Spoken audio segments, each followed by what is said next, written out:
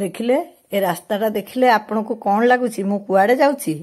ना मु कुआडे जाऊनी मु जाउची टिके भुवनेश्वर किम्स हॉस्पिटल को मो देह टिके असुस्थ अच्छी गत सप्ताह हेटी पूरा मो बड़ पुओ नहीं गला मु टिके टुणुका टुणुकी होमियोपैथिक एमती चलैथिली पुओ कहला नाई नाई दिथर तीन थर एमती हेलाणी तू हॉस्पिटल चल मु कहली हौ रे बापा चल हे देखुना पूरा आम भुवनेश्वर हेले भी मु ता कथारे राजी होगली एइथिपाई जे किम्स रे जीए न्यूरोलोजी अच्छी डाक्तर से आम ई नारगदा गाँव में ही पाठ पढ़ी बड़ होती आज सी एडे बड़ डाक्तर हो जाइछंती मो पुओ तो तांकरी पाखक नबा कहला मु कहली गोटे गुली रे जोड़िए शिकार हब बहुत दिन पर ताकू टिके देखिबी आ प्रकृत रे देहटा थरकू थर तीन थर हेलाणी मोर डाहाण फालटा खाली झिमझिम होउछि पुणी टुणुका टुणुकी होमियोपैथिक खाई दूची भल हो जाउछि एथर टिके जोर रे होउथिला तेणु पुओ कथा मानी मु किम्स हॉस्पिटल जाइथिली न्यूरोलोजी डिपार्टमेंट को मनरे जाहाले भी गोटे भय थिला बयस हेलाणी कौन आउ बड़ रोग फग धरी पकेला कि जानी बाबू कौन हेइथिबो भितरर कौनसी कार्यक्रम फोटो उठेबा को अनुमति नथिला तेणु मु बाहरे बाहरे जहा पारली कर दउथिली मो पुओ तो बाप भलिया आगे आगे जाउथिला मु ता झियो भलिया ता पछे पछे जाउथिली आउ से पूरा मते आनिके आसीची हॉस्पिटल तेणु ता कथा मते अक्षरे अक्षरे मानिବାକୁ पड़िबो मु एकदम तार झियो हेकरी ही जाइछि नले मु टिके हॉस्पिटल को सब बेले अवॉइड करे हेले सब बेले एमती अबाध्य हवाटा भी भल नुहे तेणु सी तार कौन कागज फागज करिकी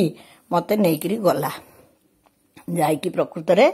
आमे से न्यूरोलोजी डॉक्टर संतोष कुमार दास को देखा कलु जी कि आम नारगदारे बढ़ी से या पिला मानकु भी मु कहली देख एई गाँ स्कूल ले बढ़िकी भी सी आज केते बड़ डाक्तर होइचंती जार मनोभाव थिबो सी सब किछि करि परिबो मते भारी खुशी लागिला हेले आउ भी कौन खुशी लागिला कहले मोर जो भय थिला काले कौन रोग फोग बड़ रोग बोली कहिबे हौ हेले हबो मु सामना करिवि तथापि मनीष जीवन शरीर रे आघात हेले काहाकू कष्ट न हुए शरीर कष्ट पाइले किए विचलित न हुए तेणु मु फेरला बेले बड़ खुशी रे फेरुथिली से सेमिति किछि बड़ रोग बोली मते कहिलेनी आ 10 दिन पई औषध देइछंती जदि 10 दिन रे न कमिबो ताहले पुणी जाई देखा करिवि एइटा थिला शुक्रवार रो घटना आउ आज रविवार 2 दिन रे मो देहटा बेस सुस्त लागुची तेणु आपण मानकू कहि दबाटा उचित मने कली भाबिली मु तो बहुत बेसी असुस्थ नाही काहे की कथाटा न कहि देबी आपण मानक शुभेच्छा रे 10 दिन भितरे मु केमती संपूर्ण सुस्थ हो जिवि सेया भाबी मोर ए वीडियो आपण मानकू देखैली आ गोटे कथा जे मनोबल थिले जोठी रहिले भी जोठी पढ़िले भी सफल हेई हबो आमे मा पुओ डाक्तरखाना रु फेरला बेले एई विषय रे ही गप्प करथुलु आकाश रे कଳାहांडिया मेघ उठैथिला मु कहली बापा रे केडे मेघटे आइलानी देखिलु मो पुओ कहला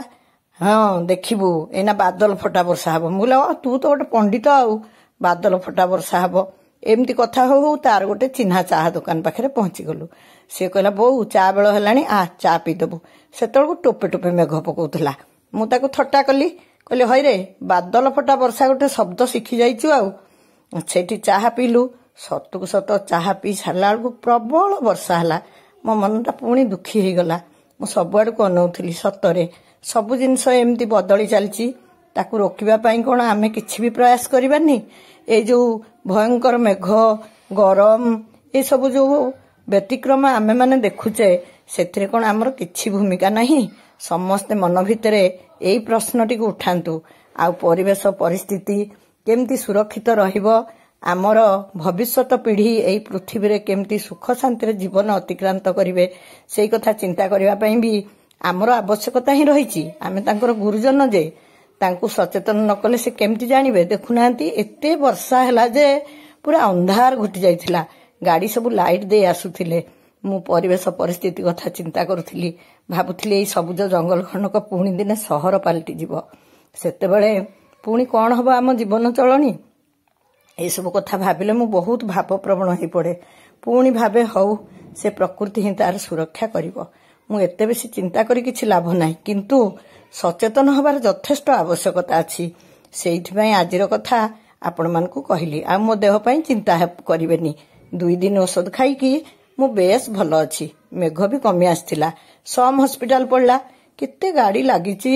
ସେ ଡାକ୍ତରଖାନାରେ ବି ବହୁତ ଗହଳି ଥିଲା। ମୁଁ ଭାବୁଥିଲି ସତରେ ଯେତେ ଡାକ୍ତରଖାନା ବଢୁଛି